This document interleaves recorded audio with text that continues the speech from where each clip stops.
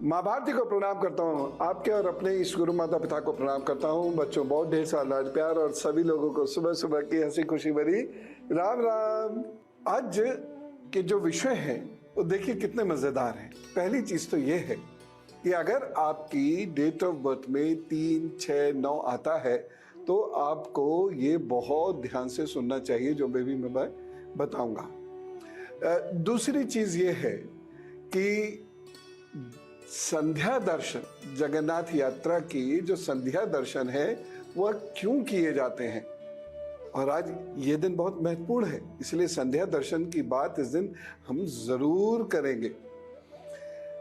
और इसके साथ साथ एक खाने से संबंधित बात मैं करना चाहता हूं, और वो ये है कि कुछ चीजें कभी साथ में नहीं खानी चाहिए, उससे बहुत बड़ा कोई नुकसान हो सकता है।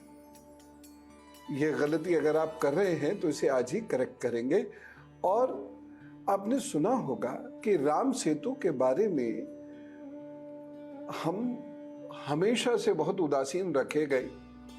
क्यों ऐसा है? राम सेतु के अस्तित्व को क्यों नकारा जाता था, हर भारतीय को यह जानना बहुत जरूरी है। तो चलिए शुरुआत करते हैं आज के पंचांग से। आज है 8 जुलाई, दिन है शुक्रवार, सूर्योदय हुआ सुबह 5 बजे। राम राम। अब मैं बात करता हूं जिनकी डेट ऑफ बर्थ में 3 बहुत होता है। देखिए 3 बहुत अच्छा नंबर है, ये संघर्ष देता है। अब आप कहेंगे कि ये कैसा नंबर हो गया जो संघर्ष देता है। दरअसल ये आपको मेहनत करने के लिए प्रेरित करता है और खूब मेहनत कराकर आपका इंडिविजुअल डेवलपमेंट करता है। कैसा इंडिविजुअल डेवलपमेंट करता है? आप लीडर के रूप में सामने आते हैं और उसके साथ साथ आप बहुत बुद्धिजीवी भी बनते हैं, बहुत स्ट्रांग बनते हैं। हाँ, थोड़ी सी जिद की जरूर दे देता है, उसकी वजह से दिक्कत होती है। अगर 3 नंबर आपकी डेट ऑफ बर्थ में बहुत बार आ रहा है तो कृपा करके एक चीज का बहुत ज्यादा ख्याल रखिएगा कि आप घमंड से बहुत ज्यादा दूर रहिएगा, नहीं तो उसमें परेशानी होगी।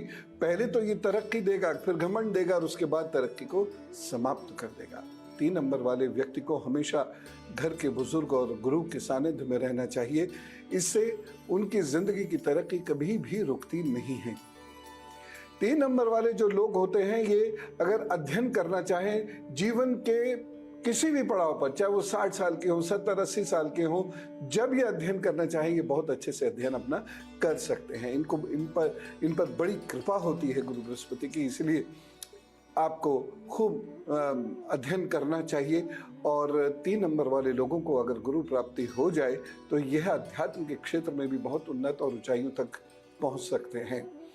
तो जो मैंने पहले कहा था संघर्ष वाली बात, वो यही है कि आपको ये बहुत कुछ देता है, लेकिन बहुत मेहनत के बाद। लेकिन अच्छा है, खूब मेहनत कर लेंगे, कुछ मिलेगा। तो 3 नंबर वालों की दोस्ती 6 और 9 वालों से बड़ी अच्छी निपती है, लेकिन 2 वालों से, 4 वालों से, 5 वालों से बहुत अच्छी नहीं निप पाती, उनसे मतभेद बहुत जल्दी हो जाता है। खैर, जो भी है, अगर 3 नंबर आपकी डेट ऑफ बर्थ में 3-4 बार आ जा रहा है तो इसका मतलब यह आप बहुत उन्नति करेंगे। 2 बार आ रहा है तो 3 का फल आपको साधारण मिलेगा, 1 बार आ रहा है तो आपको अति साधारण फल मिलेगा। 3 नंबर वाले लोगों को वाणी दोष होता है, इसलिए वाणी पर नियंत्रण उन्हें रखना चाहिए, नहीं तो कभी कभी गुस्से में कुछ भी वो ऐसा कह देते हैं कि चीजें बिगड़ जाती हैं। 3 नंबर जिनका डेट ऑफ बर्थ में 2 बार या उससे अधिक बार आता है तो उनके जीवन में भाग्योदय के वर्ष होते हैं 21 से 23, उसके बाद 28 से 31 और उसके बाद 36। ये आपके भाग्योदय के वर्ष होते हैं। कुछ नया और बड़ा आप कर सकते हैं इसमें।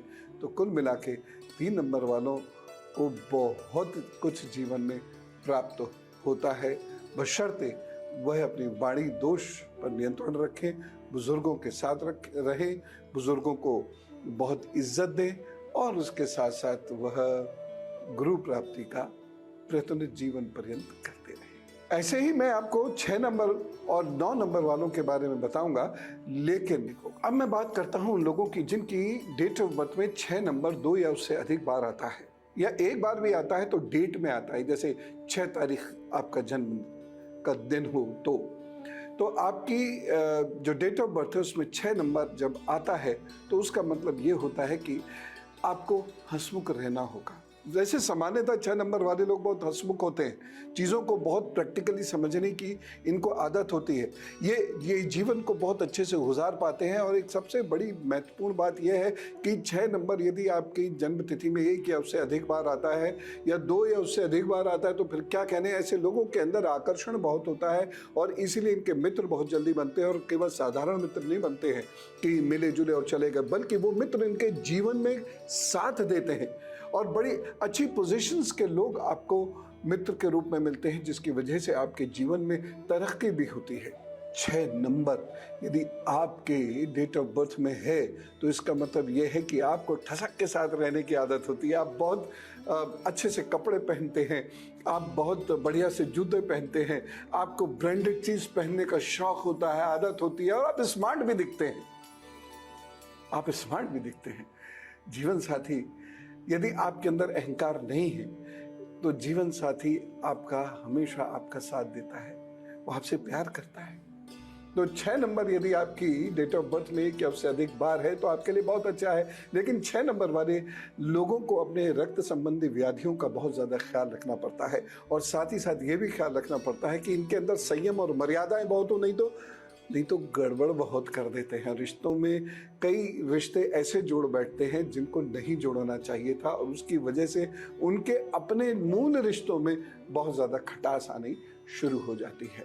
6 नंबर वाले लोगों को साथ ही साथ एक चीज़ का और ध्यान रखना चाहिए, ख़ासतौर से 6 नंबर वाली जो बच्चियां होती हैं उनको धोखा हो सकता है, इसलिए वो बॉयज़ के साथ थोड़ा सा डिस्टेंस बना के रखा करें।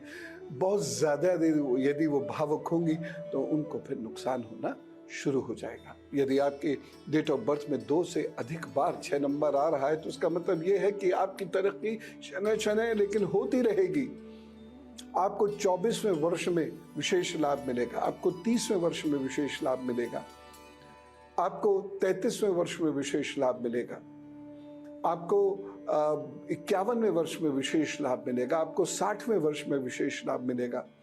तो आपको ज़िंदगी में बहुत मौके मिलते हैं अपने आप को डेवलप करने के लिए और आपका डेवलपमेंट बहुत तेज़ी से होता है। बस रक्त संबंधी व्याधियों से थोड़ा सा ध्यान से डील करा करें, इसलिए आपने अपने भोजन में परहेज़ करें, ख़ासतौर से शुगर का, और उसके साथ साथ रिश्तों में मर्यादाएं रखें। बहुत सारे रिश्ते जोड़ें लेकिन फ्लर्ट कभी ना करें, इस बात का ध्यान रखें। ऐसे लोगों को माँ दुर्गा की उपासना ज़रूर करनी चाहिए, उससे उनको ज़िंदगी में कभी भी परेशानियाँ नहीं होती हैं।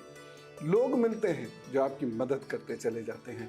और यदि 6 नंबर वाले लड़के हैं और उनकी कभी कोई स्त्री बॉस आ जाती है तो शुरुआत में पर प्रॉब्लम ज़रूर होगी, लेकिन उसके बाद वो बॉस उनको बहुत सपोर्ट करेगी। और वो यदि लड़कियां हैं और उनका कोई पुरुष बॉस ऐसा आ जाता है तो वो पुरुष बॉस आपको जीवन में बहुत सपोर्ट भी करता है। 6 नंबर वाले लोगों को कोशिश करनी चाहिए कि आगे जाकर ये जीवन में फादर फिगर बने या मदर फिगर बने। और साथ ही साथ ऐसे लोग जो बुजुर्ग हैं उनके साथ ये लोग यदि ऐसा रिश्ता बना लेते हैं कि आपको उनसे बहुत सीखने को मिले तो ऐसे लोगों की जिंदगी में कभी भी हार नहीं होती और ये लोग कभी भी तरक्की में पिछड़ते नहीं हैं। तो सुख से रहिए, आनंद से रहिए, कला सीखिए, कला का प्रयोग कीजिए, अच्छे अच्छे कपड़े पहनिए और मर्यादाओं में रहिए। और 6 नंबर वाले लोग जिंदगी में सदा तरक्की करते रहिए। अब ये आता है कि 6 नंबर वालों की पटती किससे है। 1 नंबर वालों से खूब अच्छी पटती है, 2 नंबर वालों से साधारण है, 3 नंबर वालों से अच्छी बनती है, 4 नंबर वालों से बड़ी खराब बनती है, 5 वालों से और खराब बनती है, 6 नंबर वालों से ठीक ठीक रहती है, 7 8 नंबर वालों से एवरेज, 8 नंबर वालों से झगड़ा हो जाता है, 9 नंबर वालों से अच्छा रहता है। हाँ, झगड़ा होता रहता है लेकिन वैसे कुल मिला के अच्छा रहता है। और यदि कोई ऐसा व्यक्ति आपको मिलता है जिसकी डेट ऑफ बर्थ में 2 बार 3 आए या 2 बार 6 या 2 बार 9, 2 से अधिक बार 9 आए, तो ऐसे लोग आपके लिए जीवन पर्यंत बहुत मददगार सिद्ध होते रहेंगे, लड़ते भी रहेंगे लेकिन हेल्प भी करते रहेंगे। ऐसे ही मैं अभी 9 नंबर वालों का बताता हूं, लेकिन सब और बर्थ प्लेस कानपुर सर। जी बताइए। गुरुजी मुझे ये जानना था मेरे इष्ट कौन है और मुझे स्मोकिंग और ड्रिंकिंग की जो आदत छोड़नी है गुरुजी, उसके लिए सहायता चाहिए।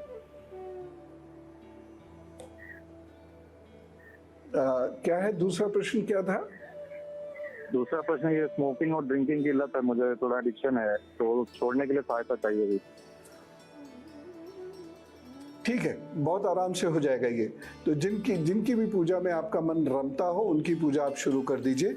और रही बात दूसरा प्रश्न कि आपको नशा आदि छोड़ने के लिए, मैं एक छोटा सा उपाय बता रहा हूँ। दिन में एक बार अजवाइन वाला पानी पी लिया कीजिए, यानी लगभग आधा चम्मच अजवाइन एक ग्लास पानी में आप अच्छे से भिगो दीजिए। उसके बाद उसे उबाल लीजिए। जब वो 1 कप रह जाए तो छान लीजिए और सिप करके उसको पीजिए। धीरे धीरे ये आदत आपकी छूटनी शुरू हो जाएगी। दूसरा उपाय क्या करना है, दालचीनी और सौंफ और थोड़ी सी मिश्री, ये एक जगह इसका मिश्रण बना के अपने पास रखा कीजिए और इसे दिन में 7-8 बार आप ले लिया कीजिए। तीसरा उपाय, मछलियों को आप खाना ज़रूर दे दिया कीजिए। ये आपकी लॉन्गेविटी बढ़ाएंगे, आपकी लाइफ बढ़ाएगी। क्योंकि शरीर में मुझे कुछ ऐसा दिख रहा है कि जो, और ये पिछले मई से दिख रहा है, 2021 मई से, तो मुझे वो जो ऐसा दिख रहा है कि उससे आपकी आयु पर फर्क पड़ सकता है। तो ये बहुत अच्छी बात है कि आपने कमिटमेंट दिखाया है इन सब चीज़ों को छोड़ने का। तो इससे आपकी आयु बढ़ जाएगी और साथ ही साथ जो मैंने उपाय बताया मछलियों वाला, इससे भी आपकी आयु बढ़ेगी। और महामृत्युंजय का जप आप रोज़ाना ज़रूर कर लिया कीजिए, बेशक 11 बार कीजिए, लेकिन करिएगा ज़रूर। सुंदरकांड का पाठ किसी शनिवार को ज़रूर होना चाहिए। आपके घर में हो तो बहुत ही अच्छा, नहीं तो स्वयं कर लें। आप देखिएगा महीने 1.5 महीने में अपनी बुरी आदतों से आप बाहर आने लग जाएंगे। और दोस्त बदलिए बहुत जल्दी, क्योंकि वैसे भी दोस्त आपको धोखा देने वाले हैं। अब बात करते हैं, यदि आपके डेट ऑफ बर्थ में 9 आ रहा है, 9 आपकी डेट ऑफ बर्थ में 2 या उससे अधिक बार आए तो देखिए, 9 नंबर की खासियत होती है, ये बहुत मेहनती लोग होते हैं।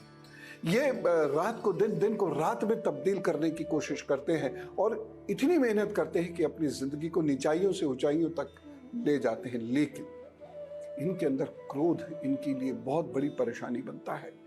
ये किसी के साथ मित्रता निभा नहीं पाते, इनके रिश्ते बेहद कमजोर होते हैं और इनकी इस जिंदगी में इसी कारणों से उथल पुथल होती रहती है, क्योंकि ये काम टिक के नहीं करते हैं। दिमाग बहुत तेज भागता है और पल भर में ये सदियों का काम कर लेना चाहते हैं और इसकी वजह से भी इनको कष्ट होता है, या ये काम छोड़ कर बैठ जाते हैं एकदम से कि ये इसमें मज़ा नहीं आ रहा, अब दूसरा करेंगे।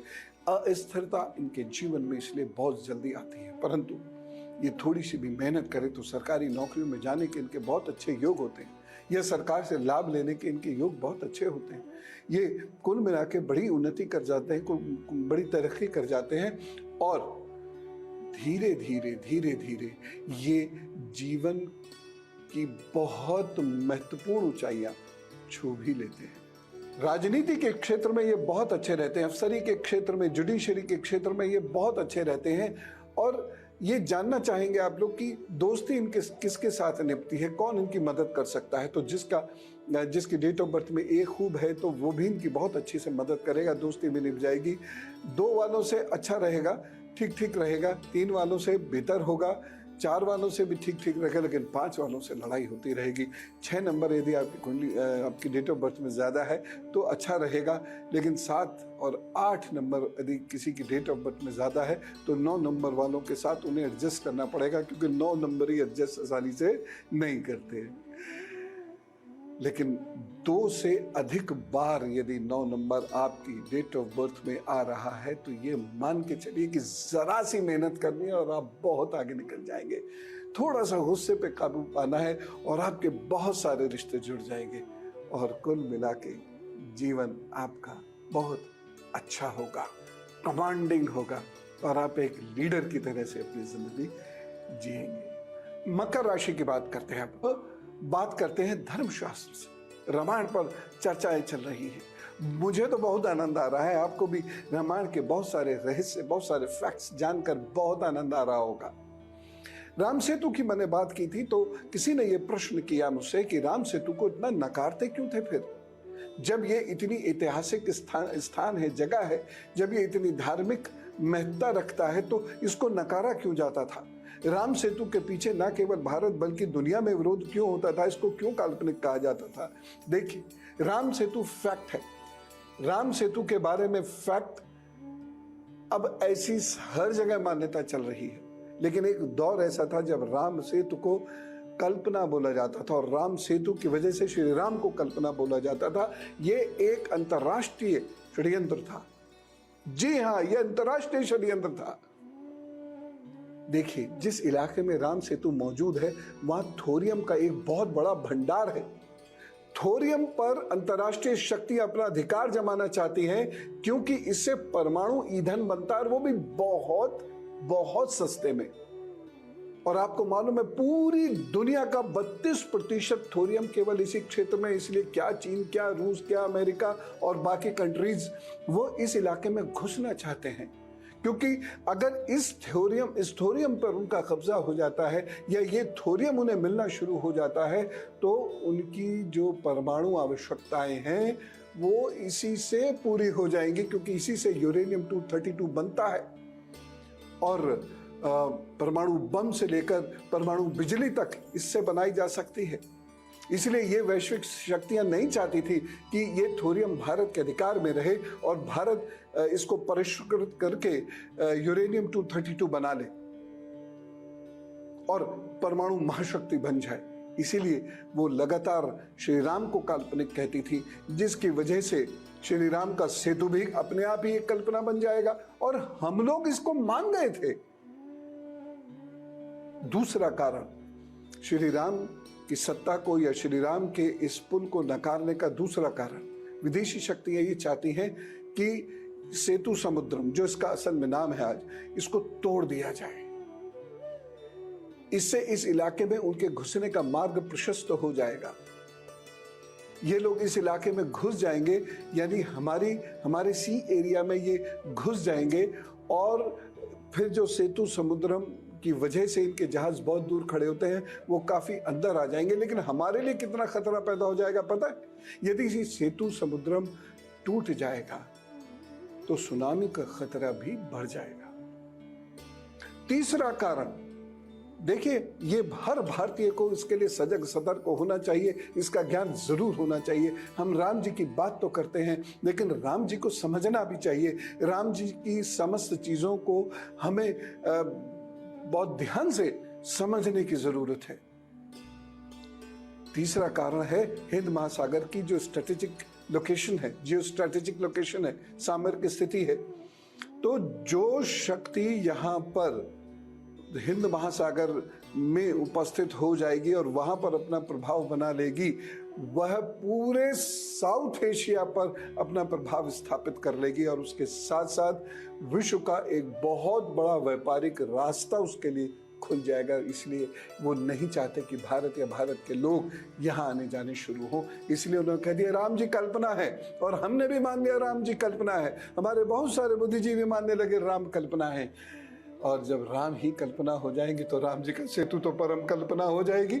और यहीं से इन शक्तियों को हमारे हिंद महासागर में घुसने का मौका मिल जाएगा। और चीन का भी एक बहुत खास कारण यही है, इसको चाइना सी वो इसलिए बनाना चाहता है क्योंकि उसको एक बहुत बड़ा व्यापारिक मार्ग मिल जाएगा। जो किसी को भी मिल जाए तो वो बहुत उन्नति तरक्की कर सकता है। इसलिए अपने देवी देवताओं को बहुत ध्यान से पढ़ें। भारतीय संस्कृति में कोई भी चीज है उसको बहुत ध्यान से पढ़ने और समझने की जरूरत है।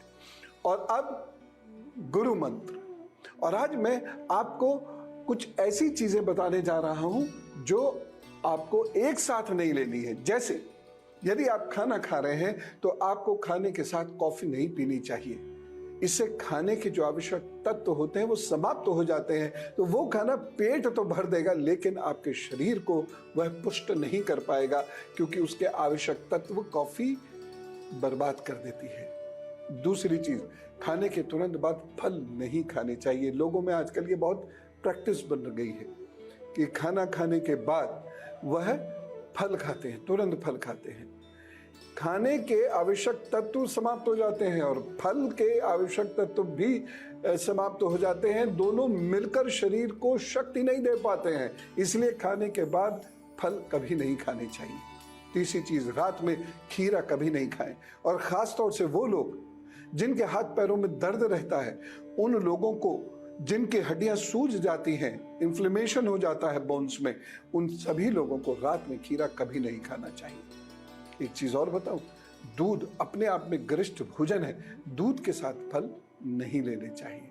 बहुत सारे लोग शेक बना लेते हैं, उस दूध पतला करके शेक बना लीजिए, वो एक अलग बात है, लेकिन रोजमर्रा में नहीं। रोज में शेक पीना बहुत श्रेयकर नहीं है, लेकिन कभी कभार पी सकते हैं, लेकिन दूध के साथ फल मत खाइए। एक चीज और, पनीर और सोयाबीन ये साथ मत खाइए, और साथ ही साथ घी और शहद तो आपको कभी भी साथ नहीं लेना चाहिए। आशा करता हूं ये सारी बात आपने अच्छे से नोट कर ली होंगी, अच्छे से सुन समझ ली होंगी, और इनका आप जीवन में पालन करेंगे और शरीर को बेहतर रख पाएंगे। अन्यथा शरीर दिन ब दिन कमजोर होता चला जाता है और हमें ये पता नहीं होता कि आखिर क्यों कमजोर हो रहा। खा पी तो हम दबा के रहे हैं, बढ़िया से बढ़िया चीज खा रहे हैं, लेकिन कॉम्बिनेशन यदि ठीक नहीं है तो उस खाने का कोई लाभ शरीर को नहीं मिलेगा। अब चलते चलते एक बात और बताना मैं चाहता हूं आपको। जगन्नाथ जी के आज के दिन संध्या दर्शन जरूर करना चाहिए। उनके सामने बैठकर थोड़ी देर ध्यान करें, नाचें गाएं, क्योंकि इस दिन संध्या दर्शन करने से हजारों मंत्र का, जो श्री हरि के लिए हम हजारों मंत्रों का जप करते हैं, उसका प्रसाद, उसका फल प्राप्त हो जाता है। इसलिए आज का जो दिन है ये बहुत महत्वपूर्ण है। जगन्नाथ यात्रा आप देखिएगा, और साथ ही साथ संध्या जब हो तो भगवान जगन्नाथ की आरती कीजिएगा, उनका ध्यान कीजिएगा, उनके दर्शन कीजिएगा। तो आज हमने कितनी ढेर सारी बातें की, और उम्मीद करता हूं आपने इन सब बातों को अच्छे से नोट कर लिया होगा, समझ लिया होगा। आप खूब जीवन में उन्नति करें, इस कामना के साथ मैं विदा लेता हूं। आपका दिन शुभ हो, इस कामना के साथ विदा लेता हूं और कहता हूं राम राम, नमस्कार, भारत माता की जय।